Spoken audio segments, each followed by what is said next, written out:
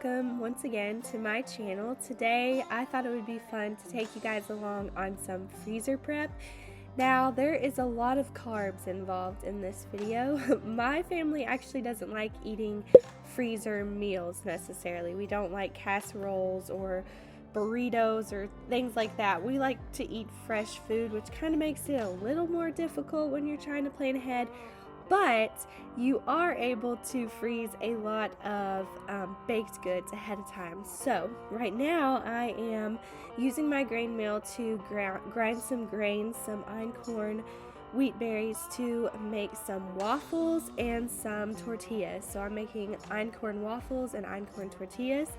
I split this baking project into 2 different days. So today I am making these waffles, and I want to give you the recipe, and it's on my blog, and I will link all the recipes in the description. So it's just 1 cup whole milk, 1 egg, a pinch of salt, 2 tablespoons of maple syrup or honey, a splash of vanilla extract, 1/2 teaspoon of cinnamon, 1 teaspoon baking soda, 1 cup of einkorn flour, and I also added 2 tablespoons of melted butter. And then I'm just putting this in my waffle maker. It's a super easy recipe. The next thing I'm working on are the einkorn tortillas. Normally I've started to make sourdough tortillas and pretty much sourdough everything, but this day I was in a hurry and wanted to just get some things in the freezer. I have been running behind with this baby, so I wanted to just get it done. So this is also on my blog. It's 2 cups einkorn flour, 1 cup white flour, 1/2 teaspoon baking powder, 1/3 cup coconut oil, and then 1 cup of hot water. And you're just going to mix this all together, and you're actually going to let this sit unbothered for about 30 minutes. The next thing that I'm making is Holler Homestead sandwich bread, and I have been making Farmhouse on Boone sandwich bread. You guys know that that has been my love language, sandwich bread, the past few weeks. I will link this in the description, as it's not my recipe, but I will give you the gist of it. So it's 2 tablespoons of yeast, 2 cups of warm water, 1 tablespoon of honey, and you're going to let that kind of bloom for about 5 minutes, and then you're going to add in 1 tablespoon of salt, 2 tablespoons of oil or butter, and then you're going to add in 5.5 cups of flour. You're going to want to do this 1 cup at a time because it varies depending on what kind of flour you're using and all that. And you're going to knead this in your mixer or by hand for 5 to 10 minutes until it comes together. And a good indication is you can do the window pane test. Then you're going to let the dough rest for 15 minutes, and then you're going to shape it and put it into your loaf pans and let it rise for 1 hour. And then in a few minutes you'll see me, I'm just basting it with milk. This is a good option to get a nice brown on top if you don't want to use a whole egg to do that.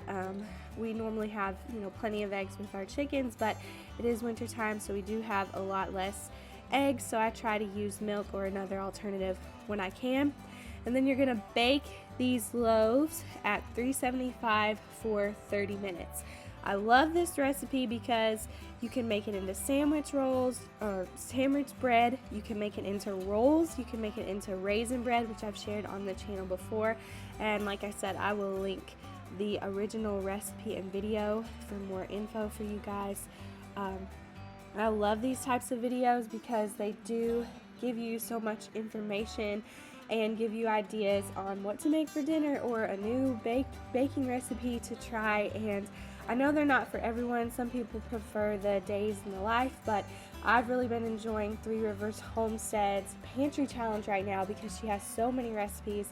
She's showing what she makes every day for her family, and that is so inspiring to me because we cook a lot as homemakers. We're in the kitchen a lot, and it's easy to stagnate and get bored in the kitchen. So now I am browning some burger meat. This is the only meat that I'm keeping in the freezer for a make ahead kind of meal. So I'm browning this, and then I'm putting siete, I believe. I'm probably saying that wrong, but it's just a mild taco seasoning. I get it at Kroger, and I'm putting this in my ground beef after I brown it, and then I'm going to put it in freezer bags, 1 pound at a time, to just have to pull out and warm up for tacos. Use that with my homemade tortillas. My husband likes hard taco shells, so we will use hard taco shells for him, and then me and the boys will eat the soft tortillas, and that'll just be something really quick and easy to do.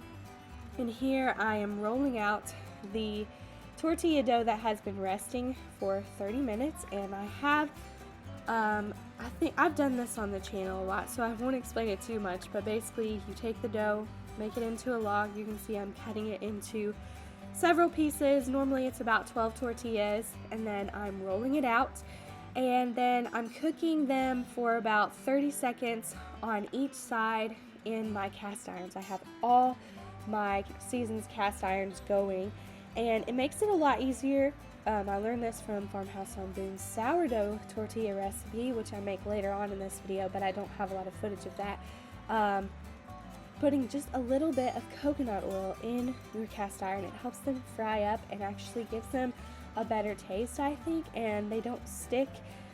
My cast irons are actually really well seasoned, so they don't stick anyway, but it does make it easier to flip them, and it gives them a nice crispy outside. So I do that now. I kind of just put half a teaspoon, or probably even less, of coconut oil each time when I'm putting a new tortilla in the cast iron.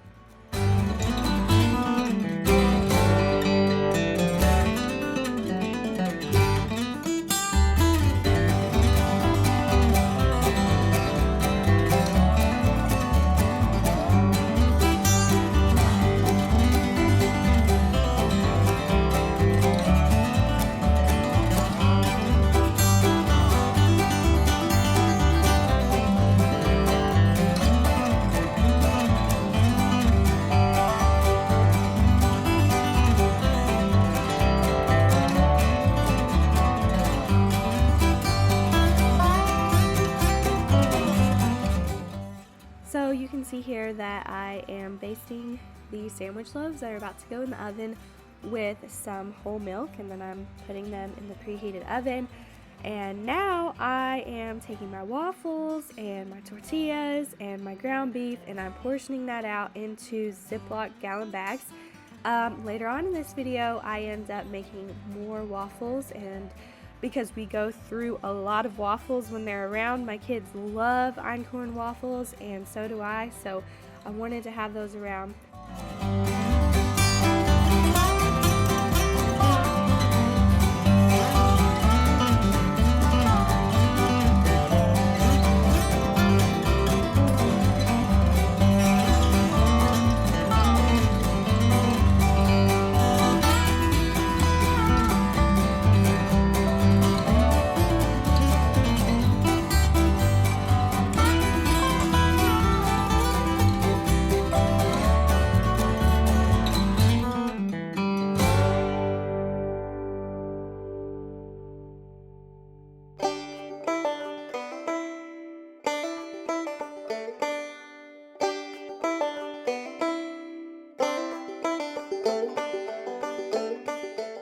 Moving on to sauerkraut. So this was something I also wanted to have on hand.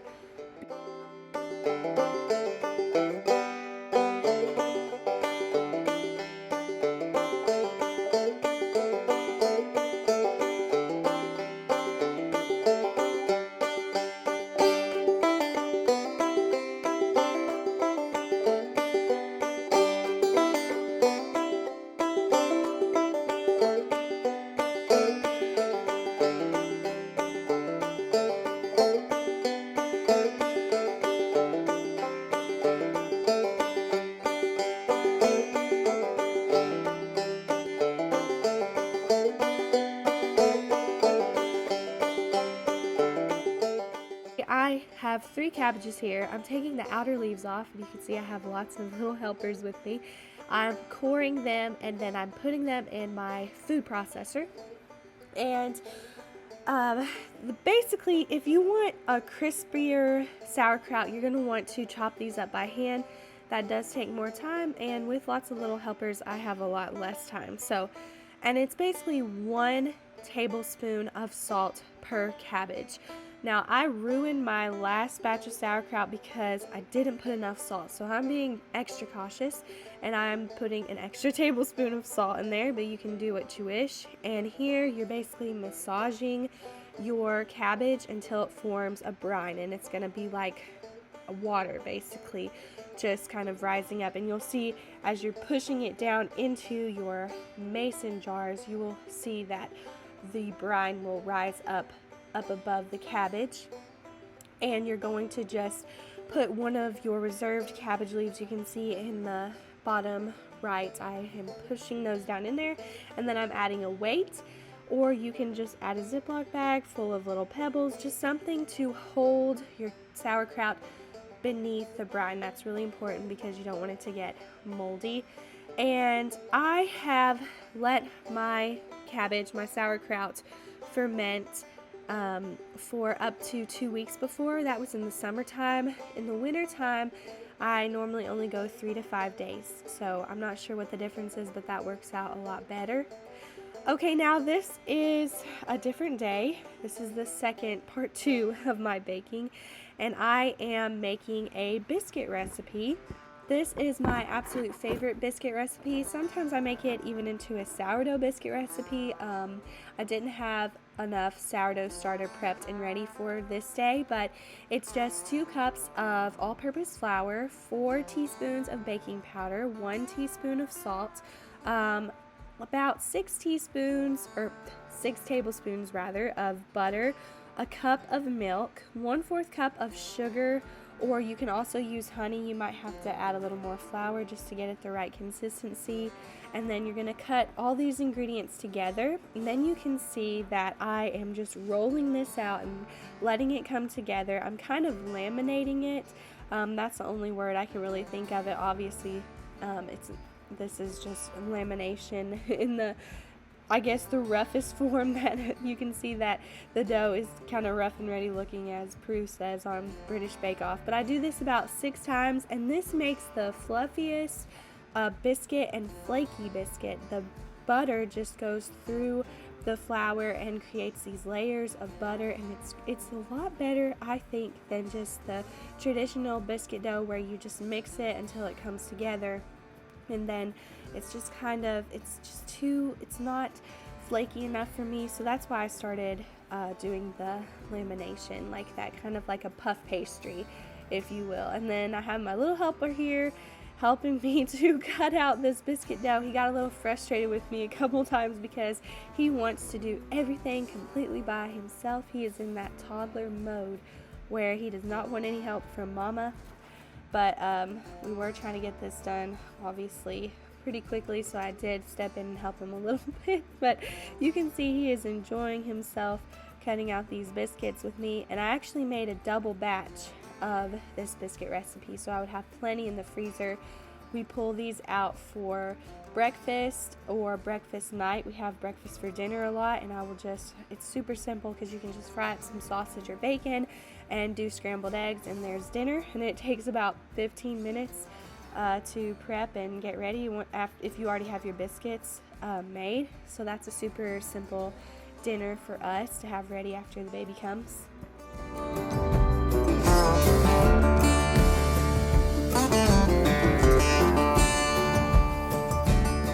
So the rest of this video is kind of chaotic. You can see here I'm making some more waffles, and I didn't get a lot of footage of the second baking day because sometimes with kids they are preoccupied playing with toys or playing outside. A lot of the times my kids will be playing with Play-Doh when I'm baking or cooking or something like that, but today you can see they were very much into it. They wanted to help out a lot, and Kane was very determined for me to do something with that cup measuring cup. But it's just so funny to see them want to help in the kitchen, and I actually love it because I know it's great for them developmentally, just to learn those skills.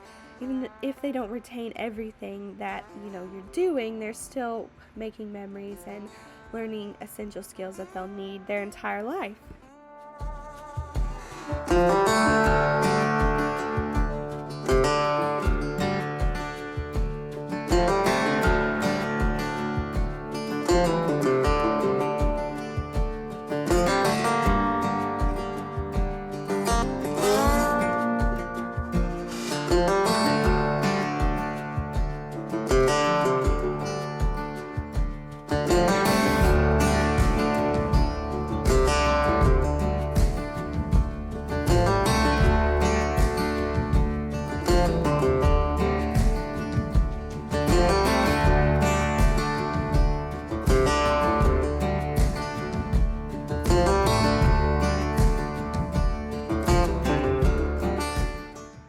during the rest of this video, I am making some sourdough tortillas. This is Farmhouse on Boone's recipe.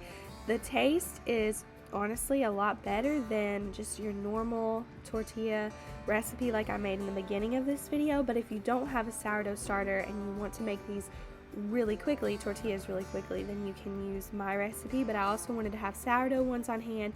Like I said, we will use these for taco night, and also my kids love these as snacks. And for lunch, we love to make quesadillas with these, with just lunch meat and some shredded cheddar cheese. And these are really fun to make. I think that's why I like to make them so often. I also didn't get a lot of footage, but I did make 2 batches of Einkorn pizza dough. I put these in the freezer after I've portioned them out, and they're super easy to just take out a few hours before pizza night. And then if you can make a really simple sauce and add your mozzarella cheese and pepperonis, it can be as simple as that, and that is a super easy dinner. And of course, more waffles, because we're obsessed with waffles. And here in a second, I am going to pull my biscuits out, and that'll be the end of baking day 2 freezer prep for baby. Thank you guys so much for watching, and I hope by the time I see you next time, I'll have a baby.